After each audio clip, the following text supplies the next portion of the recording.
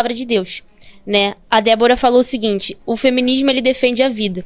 Isso não é verdade, né? Uma vez fala que defende sempre a vida da mulher e tudo mais, isso não é verdade, até porque o feminismo não tá defendendo as mulheres que estão no ventre, né? Quando milita com questão ao aborto. Então, a gente sabe o que a Bíblia pensa sobre isso, a gente sabe... não sei se você tem esse costume, mas eu estudei movimento feminista e eu vi, de fato, que não é possível. É uma parada completamente antagônica. A Bíblia fala uma coisa, o feminismo fala outra. A Bíblia fala, por exemplo, que o nosso corpo é templo do Espírito Santo, que nós não somos donos de nós mesmos, né? Já o feminismo fala meu corpo, minhas regras. Então você vê diversas incoerências dentro do movimento juntamente com a Bíblia. Não tem como. Tá, deixa eu só complementar minha pergunta então, aí eu passo pra Débora. Quando você fala que não é possível uma feminista ser cristã, você diz ao ponto assim, cara, a menina, ela é feminista, ela não entendeu direito a história do feminismo e tudo mais, ou a questão assim, ela não é cristã e acha que é? Como não, assim, o que eu compreendo, eu entendi a sua pergunta. Quando a pessoa diz que ela é feminista e cristã, eu entendo que ou ela não compreende o movimento feminista da sua totalidade, ou ela não entendeu ainda a Bíblia e o cristianismo. É isso. Entendi. Então, eu queria começar com João 8,32, que diz: e conhecereis a verdade, e a verdade vos libertará, né? A gente que aí é criada na escola bíblica dominical, gincana, retiro, a gente sabe como que esse versículo tem um peso muito grande no nosso fundamento, na nossa vida, né? Como cristã. Então, sem a verdade, não há libertação. Essa é a narrativa, isso é que o texto traz pela revelação do Espírito Santo. E conhecereis a verdade vos libertará, tem a ver com que hoje tem um dado, né, da Dinice que diz que mais de 26 mulheres que abortam são evangélicas, são religiosas, são irmãs nossas de fé, estão nas igrejas. E elas abortam, e quando não abortam, 80% delas já são mães entre 1 a 4 filhos. Então, conhecereis a verdade e a verdade vos libertará. A gente precisa conhecer a verdade sobre o aborto para que seja possível criar políticas públicas que garantam a vida dessas mulheres. Então, E aí, é muito interessante também a gente estar aqui. Eu estou muito feliz que a gente está aqui. Gente, estou aqui com meu bloco de notas também. Porque esses momentos são muito importantes. Ainda mais num momento de tanta polarização, né? Onde as pessoas não conseguem se ouvir, onde as pessoas não conseguem dialogar e debater. Porque o campo evangélico, ele é totalmente diversificado. Eu queria trazer essa luz aqui. É muito importante usar esse espaço para quebrar uma narrativa de que existe um campo único de evangélicos. Nós somos um campo de evangélicos plural, popular, majoritariamente feminino, negro. E a gente sabe também que existem outros setores do campo evangélico, né, que estão comprometidos com o seu projeto de poder.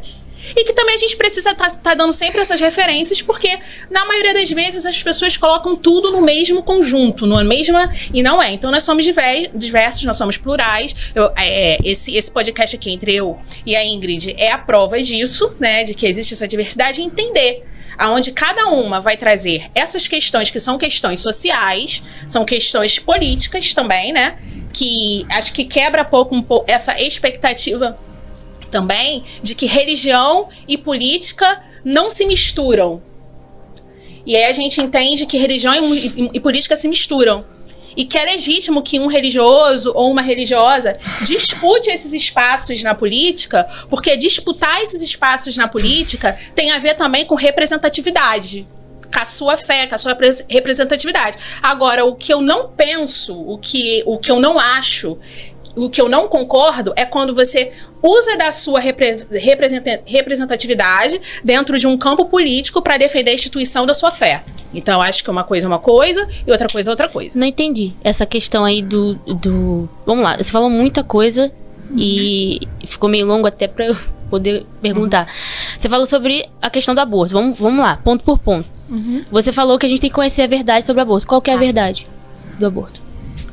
Então, Hoje, 28% das mulheres nas igrejas evangélicas, elas abortam. Sim. Isso é um dado que existe. Eu Sim. trouxe um outro dado Mas aqui. isso não quer dizer que seja certo, né? Não, eu ainda nem cheguei nisso. Eu tô só tá. na primeira te explicando pra você poder entender. Eu ainda nem tô falando sobre isso. Eu tô só respondendo o que você acabou de me perguntar.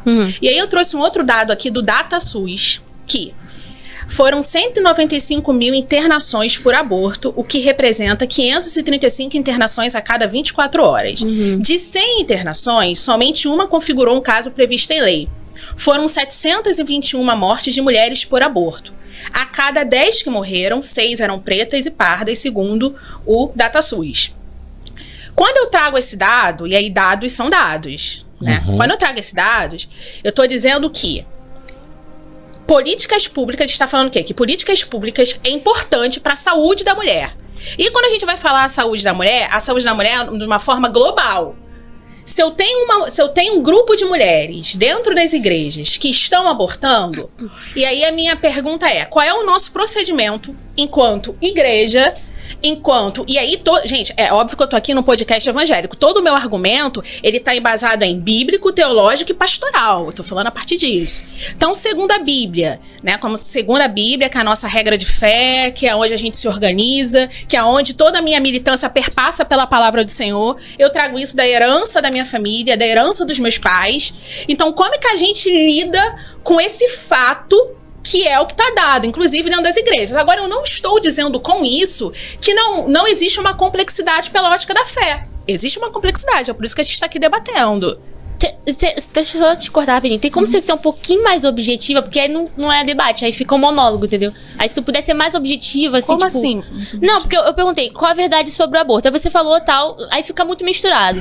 Você falou sobre as mulheres que abortam, que são da igreja e tudo mais. Vamos pegar esse ponto, então vamos destrinchar isso? Pode ser. Não, aí beleza. Pode continuar, termina o que você estava falando. Aí a gente entra num ponto. Então, as mulheres da igreja abortam. E como Sim. igreja? Como igreja. Como igreja. Como que a gente deve... Qual é a nossa atitude como igreja? Qual é a nossa atitude? A nossa atitude como igreja, a partir de uma perspectiva bíblica, teológica e pastoral, é acolher, é a diaconia, é o serviço. Se uma mulher, e aí eu queria te fazer uma pergunta. Se uma mulher da sua igreja, se você é pastora, missionária, diaconia, não precisa de rótulo. Você é uma serva que tá lá, jovem, que é membro da sua igreja, chega dizendo, te aconselhando, olha, eu preciso me aconselhar com você porque eu cometi um aborto, vítima, o meu parceiro não quis assumir, e aí eu cometi um aborto, eu fui vítima de violência, sofri um estupro, fui vítima de uma violência, e ela chega te pedindo uma ajuda. O que você faz? Dizendo que já abortou, o que você faz? Você criminaliza ela? Você vai condená-la? Ou você vai acolhê-la a partir do texto bíblico, a partir da palavra de Deus? Vamos lá, são duas coisas. O primeiro, que é um crime, de fato ela cometeu, né? E segundo, que eu vou sim acolher ela e falar, cara, olha só, você fez errado, você tem a opção de se arrepender do seu pecado, que isso foi errado, tá? E eu vou acolher, vou abraçar, vou dar todo o suporte. Mas ela cometeu sim um ato criminoso e eu não vou deixar de falar isso. Agora, eu queria entender o seguinte, você é feminista e cristã, você defende a descriminalização do aborto? Sim, porque aborto é uma coisa e descriminalização do aborto é outra, né? Não, eu falei a descriminalização do aborto. Sim, você defende a descriminalização. Sim. Isso basicamente quer dizer que você, no caso, seria cúmplice de um assassinato. Basicamente isso. Não, eu não sou cúmplice de assassinato. Porque se ele fala pra mim, por exemplo, que vai matar você, e eu falo assim, pô, beleza, cara, eu tô sabendo o que você vai fazer, que você vai matar uma pessoa, não vou falar nada, vou fazer um joinha, isso não significa que eu sou cúmplice? Então, posso falar? Posso responder? Pode, claro. Vou falar a minha experiência que eu já tive com o aborto.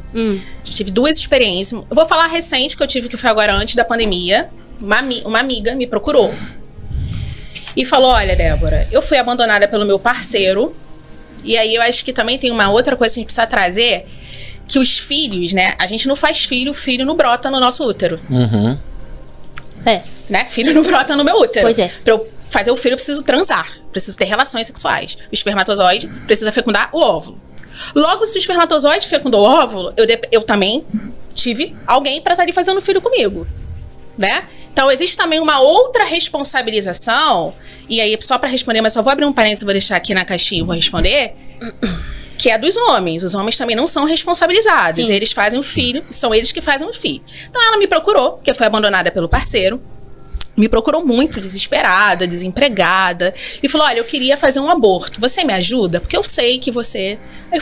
Aí eu falei, calma, deixa eu te ouvir primeiro. Ela tava muito nervosa e a gente faz aquele processo. A gente acolhe, a gente ouve, chorou muito, e eu fui, acalmei, falei, vamos fazer uma oração. Fiz uma oração, a gente é crente gosta de oração.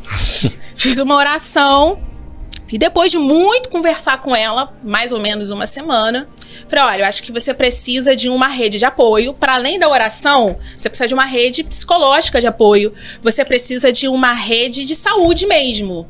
E aí é que entra a questão do SUS, a questão da saúde da mulher, que poderia ser um aborto, mas poderia ser um câncer de colo de útero, poderia ser um câncer de mama, poderia ser qualquer coisa, porque nós mulheres estamos vulneráveis a isso a todo tempo, né? E eu falei, olha, vulneráveis a doenças, vulneráveis até mesmo ao desespero e a sentir a vontade de fazer um aborto no desespero, que eu tô usando uma experiência da minha amiga. Não, tudo bem, Sim, só que sim. a questão... Deixa eu só terminar de falar. Tá. E aí, acolhi. Encaminhei para uma rede de proteção, encaminhei para um tratamento psicológico. E hoje, a bebê dela tem 2 anos. Sabe? E hoje a bebê dela tem 2 anos. Isso foi de um sexo ou foi estuprada, alguma coisa assim? Isso foi o companheiro dela que abandonou ela e que não quis mais. Entendi. Que não quis mais ter. Ou seja, hoje ela é mãe solo. Ela é uma mulher, jovem mulher, que cria com uma assistência da gente, enquanto igreja, que ela cria a filha dela, mas ela é uma mãe solo. Então, eu acho que o debate, eu acho que quando eu penso nesse diálogo, que precisa ser feito, esse diálogo ele precisa ser feito, mas não de uma forma a criminalizar. Não de uma forma a usar uma lei punitiva para punir essas mulheres. Porque aí eu penso nos homens. E os homens? Os homens não são responsabilizados? São. Uhum. Pode falar? Que eles Pode. são, Eles são responsáveis, por exemplo, você tá falando do abandono paterno, né? Uhum. A questão do abandono paterno. Isso aí não é culpa do cristianismo, isso é culpa do feminismo. Tá? A maioria dos homens não registrar, acho que a maioria não, né? Tem uma porcentagem de crianças abandonadas. Parte. É uma parte, né? Que não tem o registro do pai. Isso não é culpa do cristianismo, isso é culpa do feminismo mesmo, né? Quando incentiva, por exemplo, as mulheres a serem libertinas, como eles fazem, né? E aí você, por exemplo, no Então seu... você tá dizendo que a minha mãe é libertina? Ela é feminista. Tá dizendo que eu sou libertina? Não, eu tô falando que o movimento feminista incentiva isso. Então, mas o movimento incentiva quem? Porque eu não sou Incentiva as libertina. mulheres A minha a serem mãe não é libertinas. libertina há 40 anos. Mas o movimento feminista incentiva as Então a mulheres gente serem precisa libertinas. entender quem são as mulheres. Porque aí você tá colocando todas as mulheres no Não, não tô entendeu? colocando todas as mulheres. Tô falando que o movimento feminista incentiva. Isso Então não significa... incentivou, e nem incentivou a minha mãe, nem Não, incentivou tudo a minha bem, a avó. gente tá falando de exceção. Só que quando se trata de cristianismo... E eu né? sou cristã. Não, eu sei, eu entendi. Deixa eu só Tá concluir. Tá? Quando o movimento feminista incentiva, por exemplo, a mulher a ser libertina, como ele faz, por exemplo, exalta aí figura de Anitta, Luísa Sonza, mulheres que são completamente libertinas, e coloca a mulher que, por exemplo, é do lar, uma mulher que é mais conservadora, né? Sim. Como nós cristãs somos, Sim. elas jogam completamente de escanteio porque isso não é interessante pro movimento. Até porque a raiz do movimento é acabar com a família. Você sabe disso? Tô só esperando você terminar pra eu responder. Não, sabe? Só uma pergunta. Não, terminou? Posso responder? Vou falar aqui. Não, eu só queria saber se você sabe ou não. Então, eu vou discorrer sobre isso, mas tô esperando você terminar de falar. Quer acabar com a família, não tem aqui. Sim, o movimento feminista tem esse caráter. Então, onde que eu queria chegar? Eu queria saber em qual circunstância você defende o aborto. Porque em caso de estupro não é, porque isso já está previsto no Código Penal. Não é no caso de feto cianencefálico, que também está previsto no Código Penal. E em gravidez que põe em risco a vida da mãe. Qual que é o motivo pelo qual você defende o aborto? Pode falar. Então, eu não defendo o aborto, eu defendo a legalização do aborto. Caso contrário, eu não tinha encaminhado... Não é a mesma coisa. Caso contrário, eu não tinha encaminhado a minha amiga para uma rede de proteção. Eu entendo, uma porque coisa, assim, uma coisa, o outra aborto coisa, já outra coisa. acontece, o aborto né? Já... Você... E outra coisa, olha só, eu sou mulher, tá? Eu sou mulher. Ninguém acorda num dia... Pelo amor de Deus, gente. Em nome de Jesus. Ninguém acorda num dia e fala assim... Tô grávida, vou abortar. Dani, vamos comigo abortar? Não é sobre escolher entre Coca-Cola e Guaraná Antártica. Pelo amor de Deus. Tem lugar que é. A gente tá falando sobre a vida.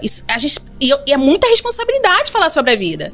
O que eu estou aqui dizendo é que a legalização do aborto a partir de um argumento bíblico, teológico e pastoral, da minha experiência de alguém que nasce no lar evangélico, de alguém que foi adolescente nas igrejas e viram 4 amigas minhas enquanto eu era adolescente abortarem, sofrerem muito e que carregam isso até hoje, porque no campo, e aí é isso, no campo do debate religioso existe a questão da culpa também. A culpa que atravessa. E aí, como cristã, como alguém que entendeu a palavra, como alguém que foi atravessada pelo Espírito Santo, como alguém que entende que na cruz, que a graça está posta, como é que eu lido com isso? Com a criminalização ou com a graça? E aí você pode estar falando assim, então quer dizer que é bater palma, agora você vai vestir a camisa e falar, transou menina, está liberado, pode abortar. Gente, pelo amor de Deus, eu tenho responsabilidade com o que eu falo, eu tenho responsabilidade da onde eu venho, da minha família, da minha mãe, eu tenho responsabilidade, sobretudo porque eu sou uma serva de Deus. Então, quando a gente usa o texto, conhecereis a verdade, e eu não estou usando isso de forma, como é que eu vou dizer? O texto não é somente uma disputa de narrativa do texto. É simplesmente entender que existem a verdade, a partir da legalização de aborto, que se a gente não conhecer, vai ser impossível criar políticas públicas que garantam a vida dessa mulher para que ela esteja viva. Tá, e a vida do bebê? Oi? E a vida do bebê? Como é que a gente garante a vida dele? Porque então, você tá defendendo a vida, tá falando o tempo todo que tá defendendo a vida da mulher. E a mulher que tá no ventre? Quem que defende? A mulher que tá no ventre? É. Como assim? Não entendi. Não, porque o bebê ou ele é homem ou ele é mulher, certo? E aí como é que você defende a mulher que tá dentro do ventre? Tem um movimento que tá matando mulher dentro do ventre. Tá, mas aí deixa eu te fazer uma pergunta. Qual é o papel da igreja? Acolher ou condenar? Acolher e apontar o erro. Falar, isso aqui tá errado, você não pode fazer. Então, apontar o erro é criminalizá-la. Não entendi essa pergunta. Então, vamos lá. Pô, peraí, que são duas coisas diferentes. Uma coisa é a lei, né? Descobre-se que a mulher... Que pune. Que pune, claro, tem que punir. Você mata uma pessoa, tem que punir. Você tem que punir, mas segundo a luz do evangelho, a gente pune? Pune. Deus não vai mandar pro inferno, não? As pessoas... Jesus puniu o ladrão da cruz? Mas lá da cruz teve arrependimento, né? É diferente. E quem somos nós pra dizer que essa mulher que tá ali, que foi abandonada pelo seu parceiro, que foi violentada, ela não tá arrependida? Não, mas ninguém falou isso. Eu tô falando Você da questão acabou de do falar aborto. Que o ladrão da cruz teve arrependimento. Mas ele teve arrependimento. E quem somos nós pra dizer que ela não Mas não se tá ela chegar arrependida? antes pra você, antes de abortar. Eu acabei de contar a minha experiência aqui com uma amiga, que ela chegou antes de abortar. Eu construí uma rede de apoio, eu construí uma rede de oração, Não, tudo bem, uma sua rede de plausível, intercessão. top. Não é desculpa plausível, é uma experiência que aconteceu, Não, uma eu falei, vida. foi plausível o que você fez, foi top. E eu encaminhei ela. E aí a gente tá falando de saúde pública da mulher. A gente tá falando... Quando a Sim, gente mas ela cometeu um crime. Se quem comete crime, quem mata outra pessoa, tem que ir presa, ponto final. Só que isso aqui não dá prisão. A única coisa que dá prisão é se o cara que abandonou a criança, ele tem a consequência dele. É uma das poucas coisas que tem cadeia aqui no Brasil. Posso fazer uma pergunta? Quando você fala que o feminismo ele tem intenção de acabar a família, você fala de forma intencional, o feminismo ele nasceu com essa intenção? Você poderia falar um pouco mais sobre isso? Sim, é um dos pilares do movimento feminista e a subversão dos sexos, né? Quando você fala subversão do sexo, é o quê?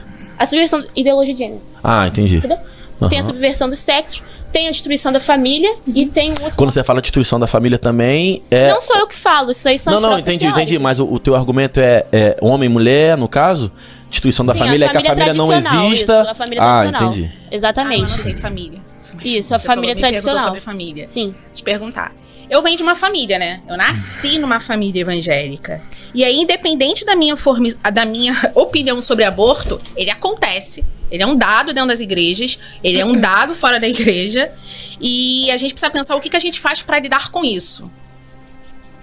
Acho que esse debate me leva muito para esse âmbito do tô pegando aqui e tô colocando à mesa. O que a gente faz para lidar com isso? Enquanto igreja de Cristo, enquanto sociedade civil, que é políticas públicas, né?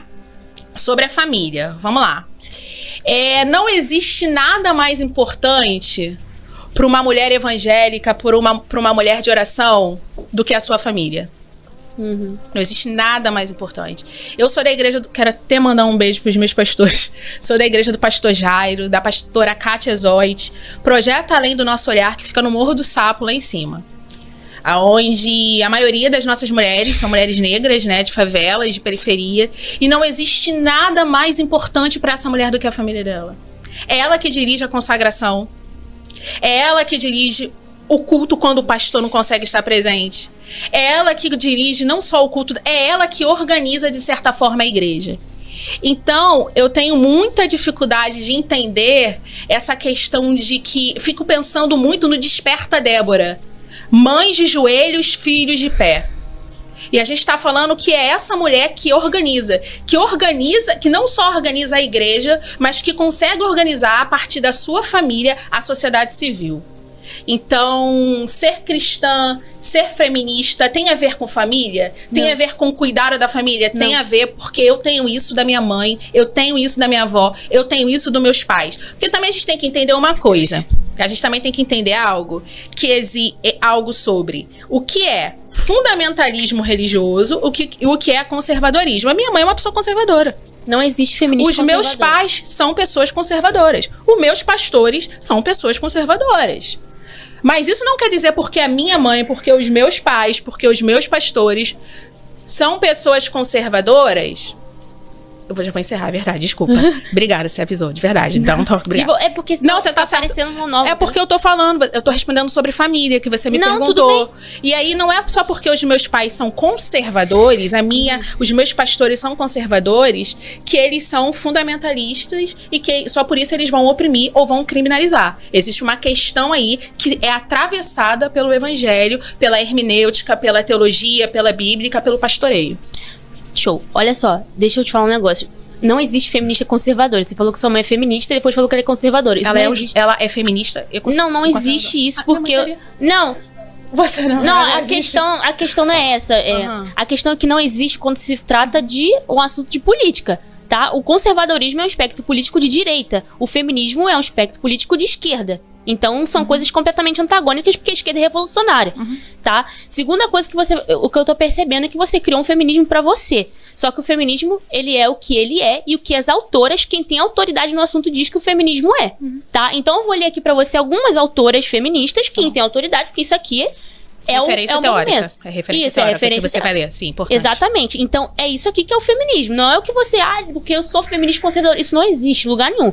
Tá bom, vamos lá. Simone de Beauvoir. Essa é a clássica do movimento feminista, uma grande referência do movimento, que ela fala o seguinte: em minha opinião, enquanto a família, o mito da maternidade e o instinto maternal não forem destruídos, as mulheres continuarão a serem oprimidas. Ou seja, ela tá querendo aqui desconstruir a base da família. Linda Gordon, a família nuclear deve ser destruída. Qualquer que seja o seu significado final, a destruição das famílias é hoje um processo revolucionário. Tá vendo que não sou eu que tô falando, é uma feminista revolucionário. Isso aqui se trata de uma revolução, não tem nada a ver com conservadorismo, tá? Outra, vamos lá. A Shulamit Firestone. Não, a Shulamit não vou citar agora não, porque é muito pesado. A Caitlin Park, ela afirma o seguinte: acabar com a família não foi incidental e sim fundamental para essa ideologia. Ou seja, isso aqui é um pilar do movimento feminista, ter a destruição da família. Por quê? Aí você deve estar se perguntando por que o movimento feminista quer destruir a família? Porque eles são anticapitalistas. E a família é aquilo que acumula riqueza, que é a base da sociedade. Eles querem instaurar o socialismo. Então, se as famílias continuam acumulando riqueza, não tem como eles instaurarem o socialismo. Então, destruir a família é um pilar fundamental. Isso é desde os primórdios. William Golding, quando começou o movimento feminista, ele já era um militante lá na Revolução Francesa contra a monogamia, contra o casamento, era um defensor ferrenho do divórcio. E isso aqui é o feminismo. O feminismo é só sujeira, desde o seu princípio até hoje. Então não sou eu que tô falando. O que você tá pintando é um feminismo lá do Google, que você coloca lá.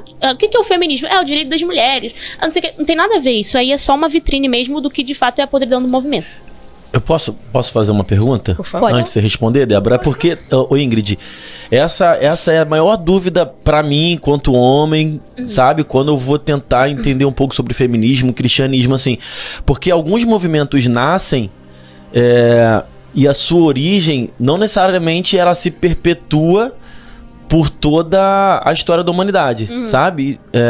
Às vezes uma coisa nasce e aquilo vai ganhando um contexto cultural, um contexto histórico, e aquilo vai se dissolvendo e ganhando ramificações. O próprio evangelho é assim, né?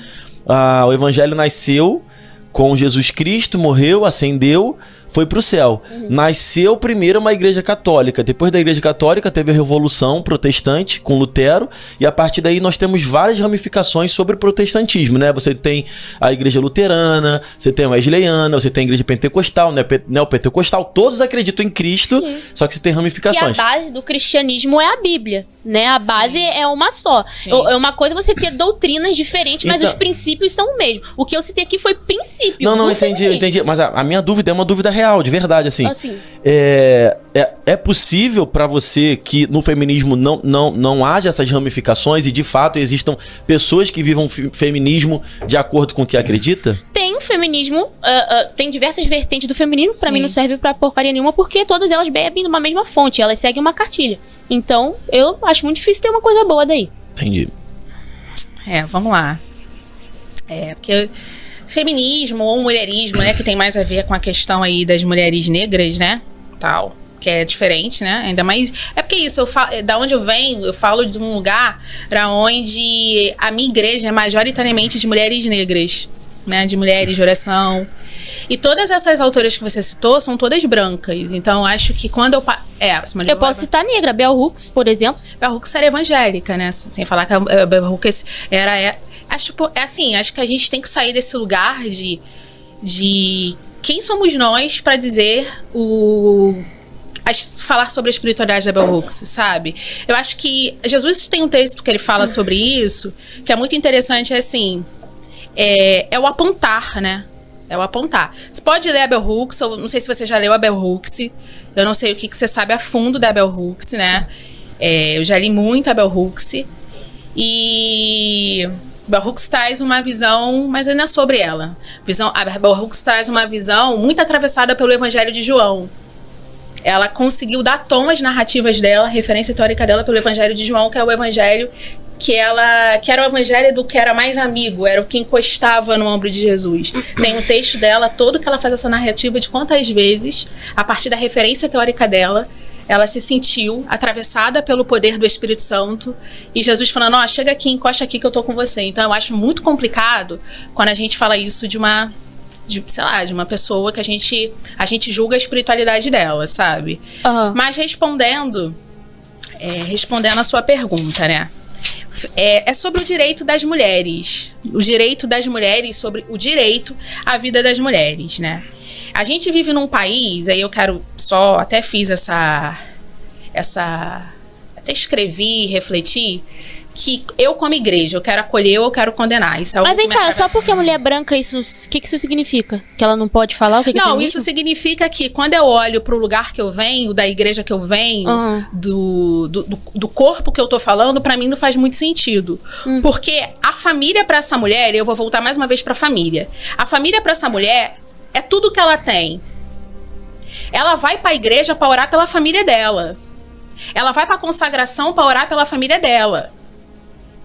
Ela vai pra igreja porque muitas vezes ela entende que ela não tem o direito dela garantido socialmente, mas a partir da igreja, a partir do evangelho, que pode ser uma cura, pode ser uma cesta básica, pode ser uma roupa que ela precise, ela vai conseguir de certa forma se organizar. Daí isso é evangelho, não é feminismo, né?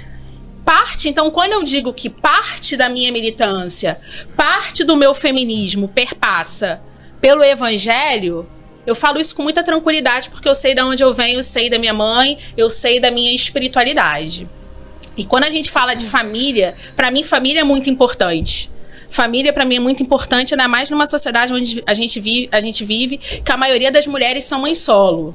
Que a maioria das mulheres são arrimos de família. Que a maioria das mulheres precisam sustentar as suas casas. Gente, isso é um dado. Eu não tô falando do que eu acho ou do que eu penso. Tô falando de que é um dado. Só que a gente também vive aí, falar um pouco disso, né? Por exemplo, hoje a gente vive num país que volta pro mapa da fome. Hoje a gente vive num país em insegurança alimentar, onde 33 milhões de pessoas não têm o que comer. Isso é um dado.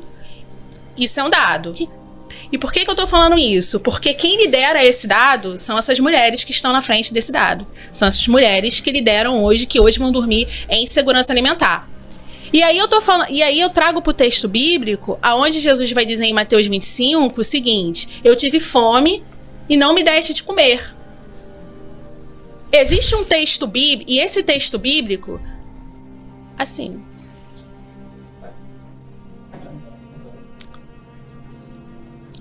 Eu acho que num debate democrático, eu acho que... Não só democrático, espiritual. Para além do democrático, a gente tá aqui numa forma espiritual, né? E eu tô falando muito de onde eu venho, de onde o corpo das mulheres que eu venho são atravessados, que são pela fome.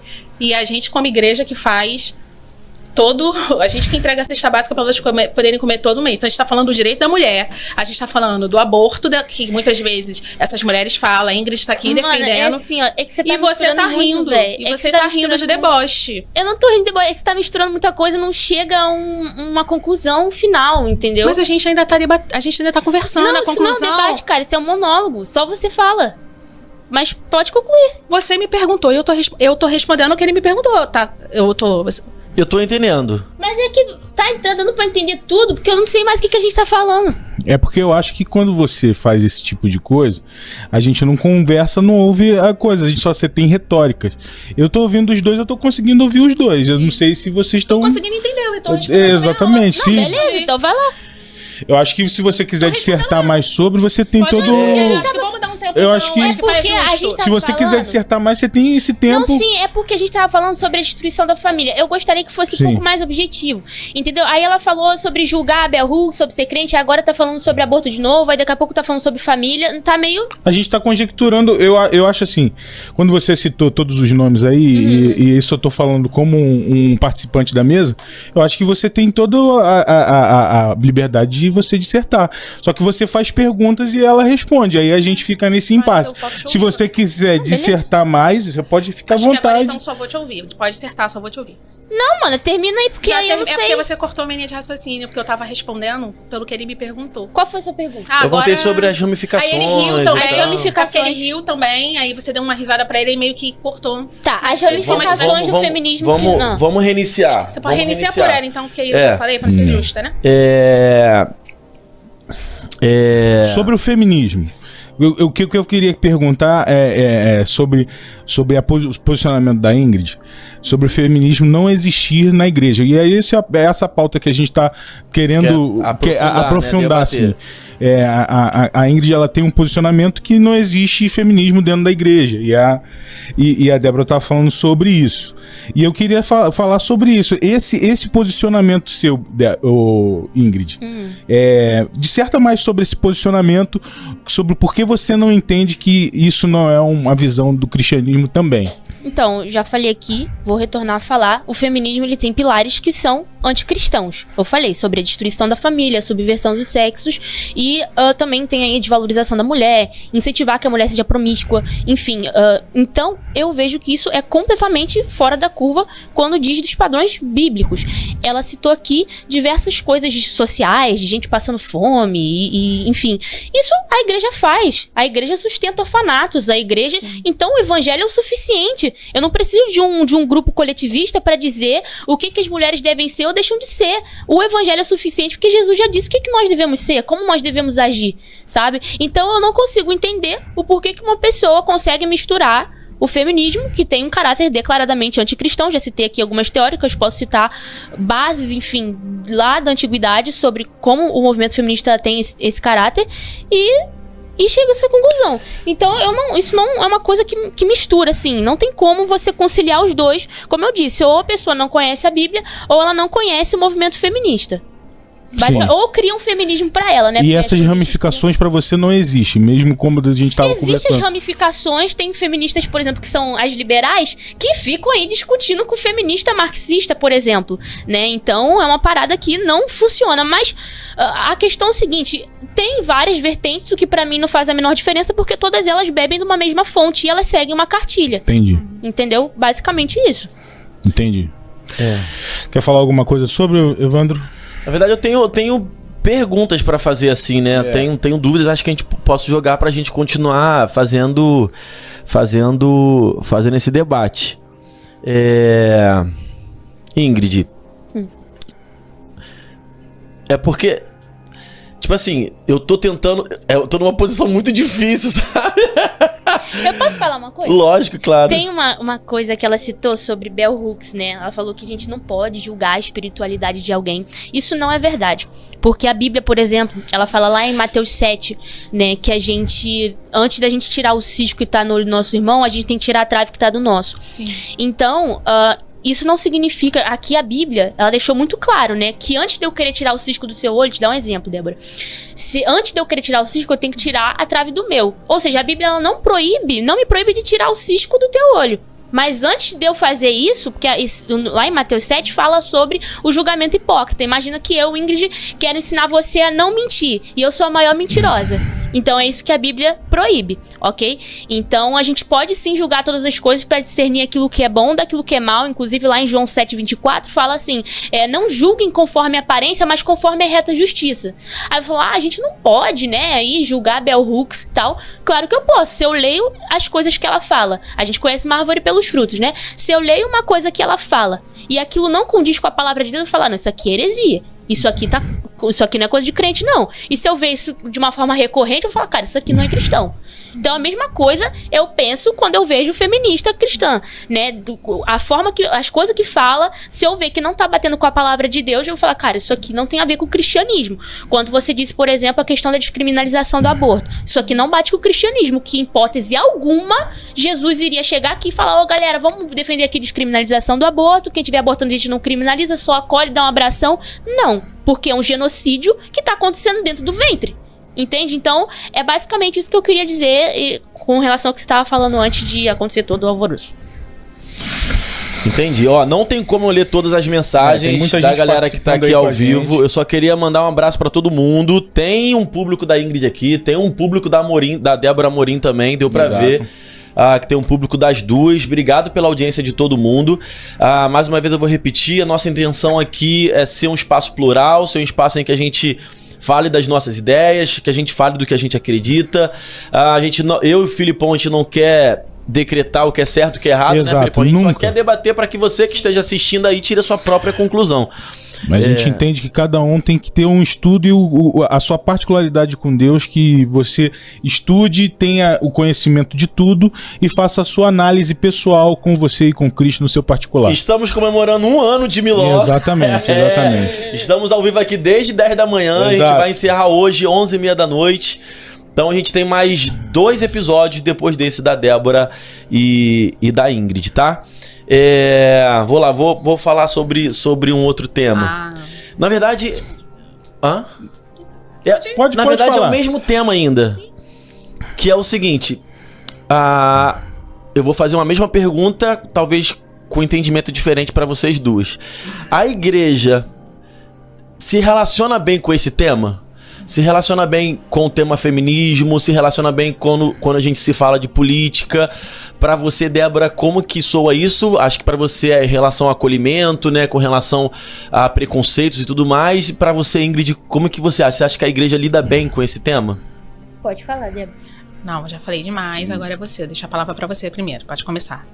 A igreja se relaciona bem com o tema feminismo, é isso? Com feminismo, com política, com relação a até conversar assim, cara, eu não concordo com o feminismo, ao ponto de chegar a conversar, eu acho que não é isso, é isso, ou você acha que mais aponta, mais recrimina, de uma maneira mais geral, né? O que você acha? Depende, porque o feminismo é um debate muito amplo, tem diversas discussões sobre isso, né? E o que mais é falado hoje é sobre o aborto, tanto que a Débora até trouxe um dado aí falando que a maioria das mulheres que abortam são cristãs, o que pra mim não quer dizer nada, né? Eu acho inclusive que a igreja deveria falar mais sobre isso, né? Então não quer dizer nada, porque o errado continua sendo errado, ainda que todo mundo esteja fazendo, ainda que essas mulheres se intitulem cristãs, continua sendo errado, entendeu? Não é porque fulana tá abortando, um monte de cristã tá abortando que isso é certo, continua sendo errado, e a igreja precisa mais falar sobre isso, né? Uma coisa que eu tava até vendo no podcast que vocês fizeram com ela falou assim, o que eu acho errado, porque tem mais de 33 milhões aí de pessoas passando fome, e a igreja é preocupada com a vida sexual da mulher, tipo, óbvio que tem que estar preocupado,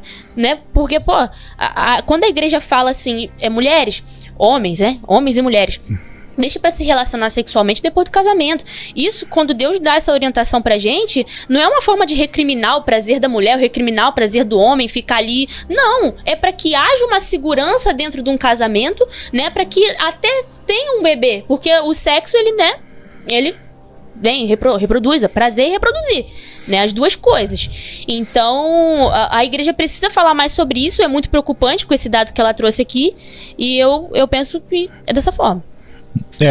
Nesse sentido aí, assim, já dando a palavra pra Débora, eu acho que, assim, independente dos lados que vocês estão defendendo, existe uma verdade no mundo que está acontecendo normalmente, que é esse aborto exacerbado que está acontecendo. E eu entendo dos dois lados, entendo as duas defesas, mas entendo também que existe essa necessidade na igreja de conversar mais. O que você acha, Débora?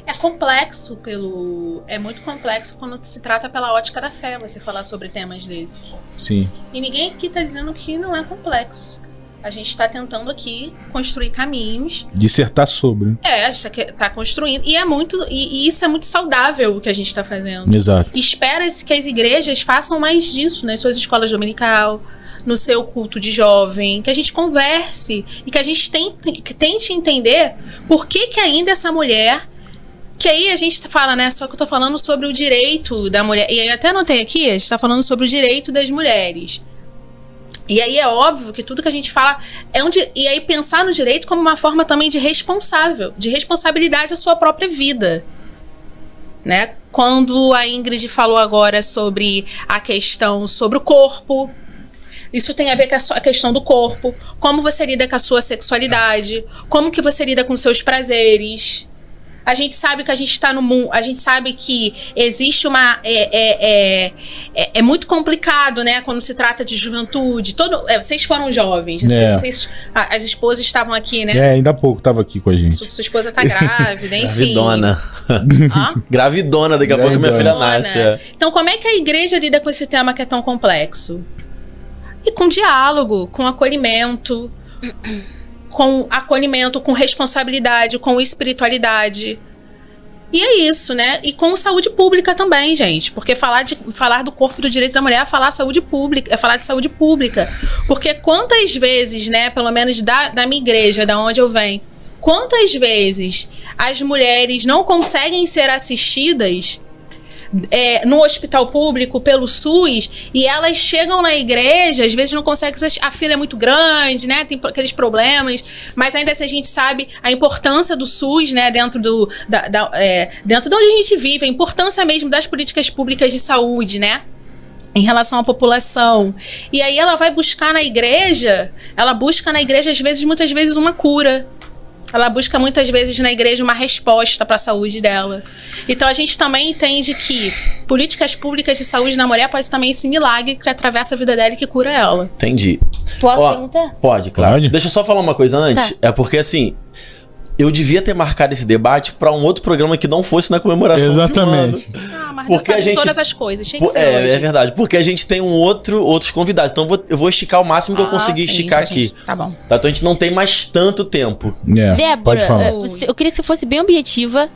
Papum. É porque professora nunca é objetiva. Eu sou professora há 15 anos. Pois é. Se professora fala, eu Tem sou um 15 argumento anos. sobre. Não, e professor fala, né, gente? Mas vamos lá, vou tentar, sou prolixa mesmo, mas Não, vou tudo tentar bem. até pra Vamos você lá. entender também. Você disse que aborto é questão de saúde pública, tá?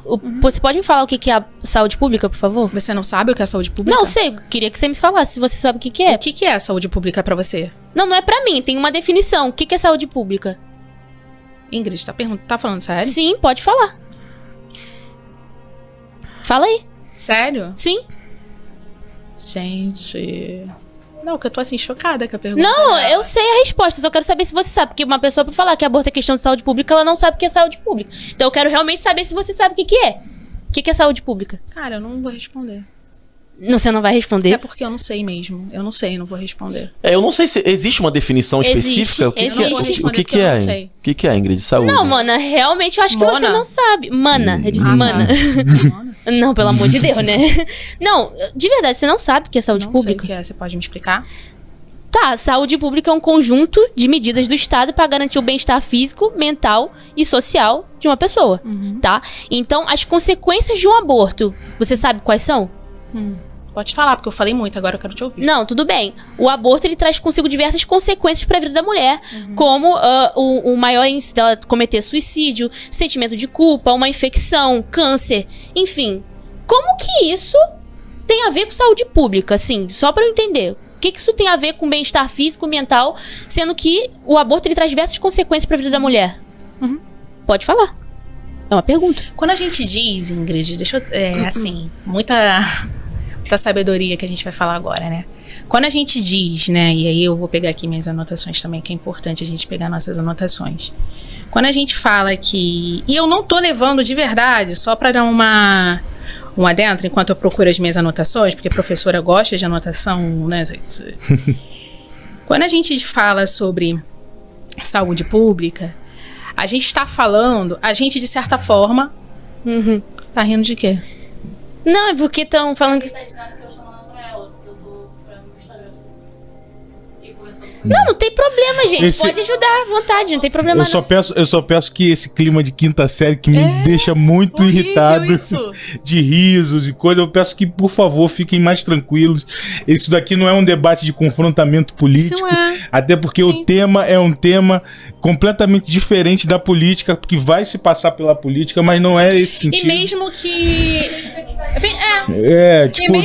E mesmo que a Dani tivesse me mandando qualquer coisa, ou mesmo que... Se vai incomodar, não sai. Não, eu acho que assim, inclusive a minha mãe tá aqui. Exato. Eu só quero que fique bem tranquilo aí, amistoso o clima. É um clima muito de deboche também. É porque eu não sei lidar com isso. Eu sou uma pessoa muito séria no que eu faço. Ainda mais que eu não faria nada do qual eu não pudesse que a minha mãe não pudesse saber. Eu acho que tem uma questão. Não, é porque você faz o deboche e aí depois você leva. Eu não fiz nada. Mas você tá rindo de deboche a todo momento, mas olhando pra ele. Mas eu falei com eles, é diferente. Você pode continuar falando, cara. E aí você tem esses métodos, né, que é pra poder... É um método muito desonesto, inclusive, né, mano? Então eu posso fazer uma pergunta? Eu acho que você vou fazer uma pergunta. Não, porque Qual aí era a tua pode pergunta? fazer Qual era a sua eu pergunta? perguntei o que isso tem a ver com saúde pública. A gente tava falando de aborto, certo? Aí eu perguntei assim, eu falei sobre as diversas consequências que o aborto traz pra vida da mulher. Eu disse que era questão então eu vou fazer uma pergunta. Que Você não quer responder? Acho que não vale a pena. Então eu vou fazer uma pergunta aqui. Não eu sou uma pessoa porque que, olha só, eu trouxe... Não, porque eu não sei realmente. Eu cheguei até aqui, eu vim de uma família séria, eu vim de uma família de instrução e eu não sei. E eu acho que isso é desonesto, sabe por quê? Porque eu não faria nada na minha vida que a minha mãe não pudesse saber. Não faria nada. Inclusive, vou trazer aqui minha mãe. É muito bom, porque eu cresci. Minha mãe, eu tenho uma irmã de 2 anos, vou usar esse exemplo. Tenho uma irmã de 2 anos, de 2 anos mais velha do que eu. E aí a minha mãe falava assim, olha, Deus livre e guarde, aconteça qualquer coisa com vocês duas, em caso de violência, né? Deus livre e guarde, aconteça qualquer coisa com vocês duas. Mas se caso vocês fossem violentadas, eu ia recorrer à saúde pública e eu ia falar pra Deus, joga na minha conta. Eu resolvo com você. Eu sou mãe delas, eu resolvo com o Senhor, porque eu tenho intimidade contigo. Então, quando você me faz essa pergunta e você ri e você desconfigura que... Mas eu não tava rindo de você, cara. Tava rindo que eu olhei pra lá, pode falar. Sim, você tava rindo e você tá no ar sempre, tá? Tudo que tá... Vocês duas estão no ar sempre, a gente tá vendo. Deixa eu fazer a pergunta. Não, deixa eu fazer uma pergunta. Então, acho que isso traz uma... Só pra eu fechar. Claro. Isso é algo sério, que pra mim saúde pública é algo sério, porque saúde pública perpassa pela minha vida, saúde pública perpassa pelo direito à saúde das mulheres, políticas públicas de saúde pública é algo muito sério, e algo que perpassa, sobretudo, por essa espiritualidade que a minha mãe gera em mim. E ela não tá ali de bobeira, ela tá ali como intercessora desse ano do Miló, porque minha mãe é uma mulher de oração, sabe? Amém. Então eu acho que as coisas precisam ser mais... Tá, eu vou fazer uma pergunta para cada uma, que é um pouco a minha percepção baseada no que eu converso com uma galera, que é a seguinte, eu vou começar com você, Ingrid, assim, você acha, por exemplo, que é um pouco a minha visão, aí eu tô te dando um pouco a minha opinião, que é o que eu acho que pode acabar acontecendo mesmo que não seja a sua intenção, tá? Você acha que você desumaniza um pouco as pessoas, ou corre risco de desumanizar as pessoas por conta da forma que você fala, dos argumentos, do que você defende? Ou você acha que não, que isso é uma visão errada minha e tal? Eu defender a vida dentro do ventre é desumanizar as pessoas, ou é uma pessoa que fala é um conglomerado de células e pode abortar, tá desumanizando? Quem é que tá desumanizando? Você tá perguntando pra mim? Sim. Então, eu acho que você desumaniza um pouco. Mesmo que alguém defenda uma pauta diferente da sua, não acho que você acaba desumanizando pela forma que você fala, que você meio que descredibiliza a história, a dor, o que a pessoa passou. Você pode discordar total da pessoa e continuar sendo contra o aborto, não tô falando isso. Sim. Mas eu acho que, ao meu ver, você pode total discordar, a galera de casa também acha que existem formas diferentes de falar disso. Aí eu tô te perguntando se você acha que você desumaniza, pra você não. Não Tá. desumanizei ninguém aqui. Tá. Débora, a minha pergunta pra você é a seguinte, que também baseado no que eu vejo e tudo mais, no que a galera conversa comigo. Você acha que você afeta a Bíblia quando você fala as pautas e o que você defende? Porque muita gente, depois do seu episódio, por exemplo, vem falar comigo, Wanda, essa menina não sabe nada de Bíblia. Você acha que você afeta a Bíblia? Que você vai de encontro à Bíblia? Você acha que você fala diferente, Você choca coisas a Bíblia? diferentes do que a Bíblia fala? Olha, a Bíblia, ela é um livro. Eu leio a Bíblia pela hermenêutica de Jesus. Né? A minha hermenêutica que eu uso é a hermenêutica de Jesus. A gente tem o Velho Testamento, que é um livro judaico, né? São textos judaicos. E a gente tem o Novo Testamento, que é a partir de Jesus, né? Só que os profetas que falam no Velho Testamento são complementos, são complementares ao que os próprios discípulos fazem, né? Isso que você está falando? Não acho.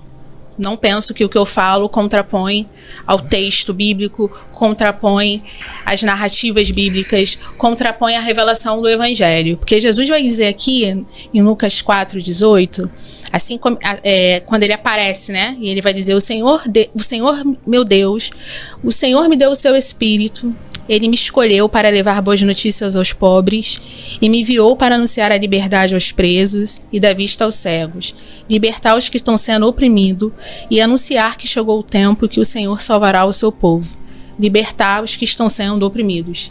Então, tudo que eu falo tem um comprometimento com a justiça social, porque o livro de Tiago é um livro da justiça social. E o Tiago vai dizer que a fé sem obra era uma fé morta. Né? A sua fé sem as suas ações, Tiago vai dizer. E aí Atos dos Apóstolos vai dizer também que a forma de viver, né, da igreja, assim que a igreja inicia, era uma forma comum. Era uma forma onde dividia suas riquezas, sua casa, o pão.